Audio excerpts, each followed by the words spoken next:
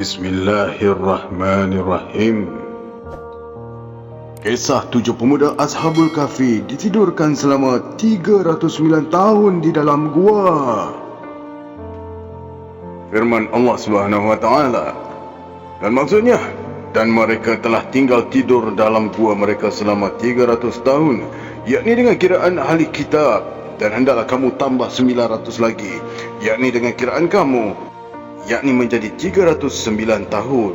Surah Al-Kahfi ayat 25. Walaupun mereka tidur amat lama dan tanpa makan dan minum, tetapi dengan kuasa Allah Subhanahu Wa Taala, badan dan jasad mereka tidak hancur atau rosak. Dengan kuasanya juga, kedudukan gua tempat persembunyian ketujuh pemuda yang berada di sebelah utara secara tidak langsung telah memelihara pencahayaan, pengudaraan dan kesegaran tubuh mereka sepanjang 3 abad itu. Firman Allah Subhanahu Wa Taala, dan kamu akan melihat matahari ketika terbit condong ke kanan dari gua mereka, dan apabila ia terbenam meninggalkan mereka ke arah kiri, sedang mereka berada dalam tempat yang luas dalam gua itu. Yang demikian ialah dari tanda-tanda, yakni yang membuktikan kekuasaan Allah. Sesiapa yang diberi hidayah petunjuk oleh Allah, maka dialah yang berjaya mencapai kebahagiaan, dan sesiapa yang disesatkannya, maka engkau tidak sekali-kali boleh beroleh sebarang penolong yang akan dapat menunjukkan, yakni jalan yang benar kepadanya. Surah Al-Kahfi ayat 17. Allah Subhanahu Wa Taala juga sengaja memberi ilham kepada ketujuh pemuda tersebut untuk menemui gua tersebut, sedangkan mereka sendiri tidak mengetahui bahawa Allah Subhanahu Wa Taala yang telah menetapkan aturannya. Bahkan Allah Subhanahu Wa Taala menyatakan bahawa jika kita melihat keadaan mereka di dalam gua itu, nescaya kita tidak akan percaya bahawa mereka sedang tidur. Maha suci Allah yang maha bijaksana. Firman-Nya lagi, dan engkau sangka mereka sedar padahal mereka tidur, dan kami balik-balikkan mereka dalam tidurnya ke sebelah kanan dan ke sebelah kiri, yakni supaya badan mereka tidak dimakan tanah, sedangkan anjing mereka mengunjurkan kedua lengannya di muka pintu gua. Dan jika kamu menyaksikan mereka, tentulah kamu akan berpaling dari mereka dengan melarikan, yakni diri, dan tentulah yakni hati kamu akan dipenuhi dengan ketakutan terhadap mereka. Surah Al-Kahfi ayat 18. Kebangkitan. Masa terus berlalu, zaman pun telah berganti dari beberapa generasi. Kini kerajaan yang dahulu dipimpin oleh raja kejam dan musyrik telah berubah menjadi sebuah negeri yang maju dan bebas dalam menjalani keyakinan agama masing-masing. Apabila sampai tempoh yang telah ditetapkan oleh Allah Subhanahu Wa Taala, iaitu 9+300 tahun, mereka pun dibangunkan. Pemuda-pemuda tersebut telah terjaga kerana perut mereka terasa lapar, dan ketika bangun mereka saling bertanya tentang berapa lama mereka tertidur. Para pemuda menyangka mereka hanya tertidur dalam masa sehari atau separuh hari sahaja, tanpa menyadari bahawa mereka telah tidur dalam jangka masa yang amat lama di dalam gua tersebut. Firman Allah Subhanahu Wa Taala, berkatalah salah seorang di antara mereka, sudah berapa lamakah kamu berada di sini? Mereka menjawab, kita berada di sini sehari atau setengah hari. Surah Al-Kahfi ayat 19. Atas rasa lapar itu, lalu sebahagian daripada mereka mencadangkan agar dihantar seorang wakil untuk ke bandar bagi mencari sesuatu untuk dimakan. Akhirnya mereka memilih pemuda yang bernama Tamliha untuk ke kota Afsus. Kebetulan semasa mereka melarikan diri dahulu, mereka membawa bersama bekalan wang perak. Firman Allah Subhanahu Wa Taala menceritakan cadangan sebahagian dari mereka itu.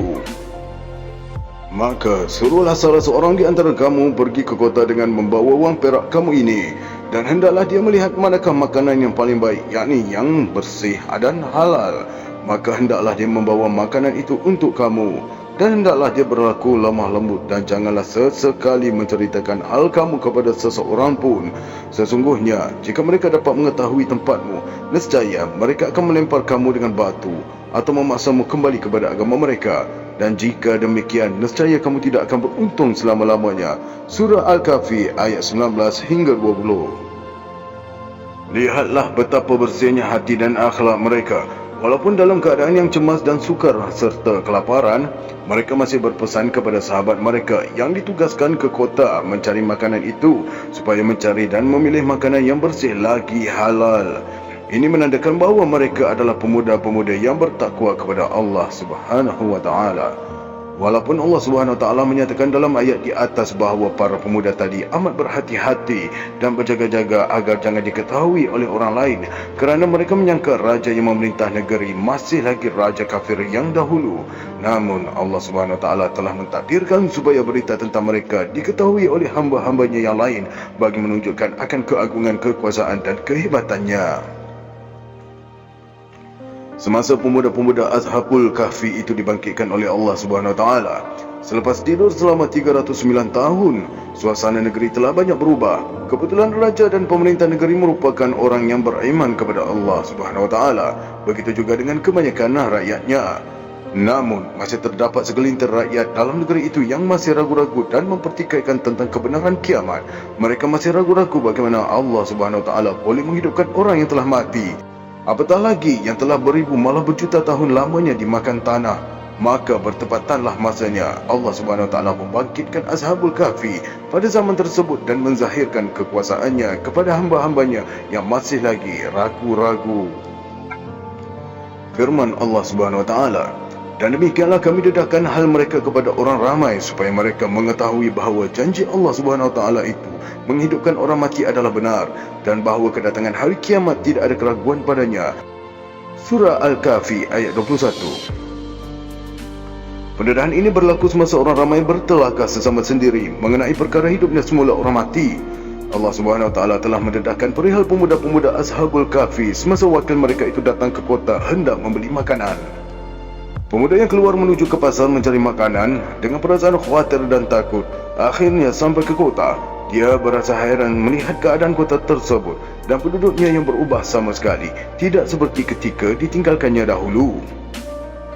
Dalam terpinga-pinga itu, akhirnya sampai juga dia ke pasar dan menemui salah seorang penjajah makanan. Namun penjual hairan dan pelik dengan wang yang digunakan oleh pemuda ini. Penduduk kota yang telah keheranan melihat keadaan ia dan mereka yakin syak apabila melihat wang perak yang dibawanya ialah wang yang sudah berzaman tidak digunakan lagi. Dia telah disyaki menjumpai harta karun lalu dipanggil penguasa pasar yang sangat bijak. Dalam perbualannya, maka terbuktilah kepada orang ramai bahawa pemuda itu adalah pemuda yang lari dari kepungan raja pada 3 abad yang silam. Mereka mengetahui akan peristiwa itu daripada cerita yang masyhur dan telah disedia maklum oleh orang ramai. Larinya pemuda-pemuda itu kerana tidak rela menjual agama mereka kepada raja yang zalim dan memaksa mereka untuk menyembah batu. Lalu salah seorang di antara mereka berkata kepada pemuda tersebut, "Janganlah kamu khawatir kepada Raja Ganas yang kamu katakan tadi. Raja itu sudah mati 300 tahun yang lalu. Raja yang memerintah sekarang ini adalah seorang raja mukmin yang soleh juga baik hati. Raja kami yang sekarang ini orang yang beriman seperti mana yang kamu imani." Barulah pemuda itu sedar dan insaf akan apa yang sebenarnya sudah terjadi. Dengan ketenangan yang amat jelas serta dengan alasan dan bukti-bukti yang cukup terang, maka terbuktilah bahawa mereka berada di dalam gua tersebut bukan semalaman atau setengah hari tetapi sudah 3 abad lamanya. Orang ramai kemudiannya membawa pemuda tersebut menghadap raja beriman yang mengambil berat hal agama itu. Betapa terkejutnya raja ketika pemuda menceritakan siapa dia yang sebenarnya. Raja memeluk pemuda dengan juraian air mata yang tidak terhingga. Seketika suasana istana menjadi sangat hening dan terharu oleh kehadiran pemuda yang luar biasa tersebut.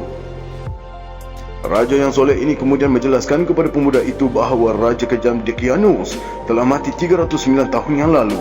Selepas mendengar kisah menakjubkan itu, Raja lalu mengajak para pembesarnya dan semua orang yang hadir untuk berangkat ke Gua Ashabul Kahfi bersama wakil pemuda itu untuk menjemput dan bertemu dengan kesemua pemuda tersebut. Apalagi mereka sedang menunggu dengan kelaparan dalam gua. Di samping ingin mengetahui keadaan di gua dan untuk mendengar kisah sebenar mereka. Setelah mereka keluar dari gua itu, mereka disambut oleh raja dan penduduk negeri. Raja membawa mereka ke dalam istana dan diberinya tempat di istana yang indah itu. Tidak lama kemudian, walaupun raja berkali-kali meminta agar pemuda ini tetap tinggal di istana, tetapi kumpulan pemuda tersebut menolak dengan baik dan tetap memilih untuk kembali ke gua semula. Para pemuda tadi lalu berkata kepada raja, "Kami ini sudah tidak mengharap hidupnya lebih panjang lagi kerana kami sudah melepasi beberapa keturunan dan semuanya telah meninggal dunia. Malah negeri dan binaan besar yang dahulu pun sudah runtuh kesemuanya. Yang kami lihat sekarang ini adalah serba baru. Kami pun puas hati melihat raja dan penduduk yang hidup di negeri ini sudah sama-sama beriman kepada Allah Subhanahu Wa Taala." Di hadapan orang ramai, para pemuda ini menyarankan supaya mereka hendaklah sentiasa beriman kepada Allah. Jangan sesekali tunduk kepada sesiapa yang mengajak pada jalan kesesatan dan kemusyrikan. Tidak lama kemudian, selepas mereka memberi ucapan selamat tinggal kepada raja dan rakyatnya yang beriman itu, para pemuda lalu sama-sama bersujud dan berdoa ke hadrat Allah Subhanahu Wa Taala agar menurunkan rahmatnya dan agar Allah Subhanahu Wa Taala mengizinkan mereka pulang ke rahmatullah. Sejurus selepas mengucapkan doa itu, mereka merebahkan badan di tempat perbaringan lalu mengembuskan nafas mereka yang terakhir dengan tenang dan tenteram. Termaklumlah bahawa Allah Subhanahu Wa Taala telah mengambil roh pemuda-pemuda itu dan kembali kepadanya untuk selama-lamanya. Keadaan dan kejadian itu menjadi asas yang amat kuat bagi mereka untuk tetap beriman dan tunduk kepada Allah Subhanahu Wa Taala, Tuhan yang Maha Kuasa. Mereka yakin dan percaya bahawa janji Allah itu benar belaka dan hari kiamat serta akhirat itu pun benar semuanya. Sepeninggalan para pemuda itu, orang ramai lalu berbincang bagaimana cara untuk memberi penghormatan sewajarnya agar mereka sentiasa dapat memperingati pemuda-pemuda suci ini. Ada yang mencadangkan supaya didirikan sebuah bangunan atau tugu sebagai kenangan. Manakala raja mencadangkan agar sebuah masjid, yakni rumah ibadat, dibinakan di sisi gua itu supaya dari dalam masjid itu, orang ramai dapat sama-sama menyembah dan membesarkan nama Allah dan sentiasa insaf akan kebesaran Allah Subhanahu Wa Taala. Hal ini diceritakan oleh Allah Subhanahu Wa Taala dengan firman-Nya. Setelah itu, maka, yakni sebahagian dari mereka berkata, dirikanlah sebuah bangunan di sisi gua mereka. Allah Subhanahu Wa Taala jualah yang mengetahui akan hal ehwal mereka. Orang-orang yang berkuasa atas urusan mereka, yakni pihak raja pula berkata, sesungguhnya kami hendak membina sebuah masjid di sisi gua mereka. Surah Al-Kahfi ayat 21. Allah menerangkan kisah Ashabul Kahfi ini bukanlah sesuatu yang ganjil dan menghairankan jika dibandingkan dengan ayat-ayat lain. Banyak lagi kejadian lain seumpamanya yang menunjukkan kekuasaan Allah Subhanahu Wa Taala yang Maha Kuasa mengatur alam menurut kehendaknya tanpa ada yang mampu menandinginya, seperti penciptaan langit dan bumi serta segala yang ada di alam ini lebih mengagumkan lagi. Seperti mana dikatakan Profesor Hamka, maksud ayat Al-Kahfi ini adalah, apakah engkau menyangka atau manusia menyangka bahawa manusia yang dicipta Allah tertidur beratus tahun di dalam gua yang sunyi terpencil itu sudah sebahagian daripada kuasa Allah Subhanahu Wa Taala? Padahal banyak lagi takdir Allah di dalam alam ini yang lebih menakjubkan dan lebih ganjil. Pada hakikatnya, kisah yang penuh pengajaran ini masih belum cukup untuk menarik perhatian umum. Justru, marilah kita melakukan amal kebaikan dan menjadikan kehidupan sebagai suatu cita-cita luhur bagi meraih kebaikan dunia atau akhirat. InsyaAllah. Wallahu a'lam.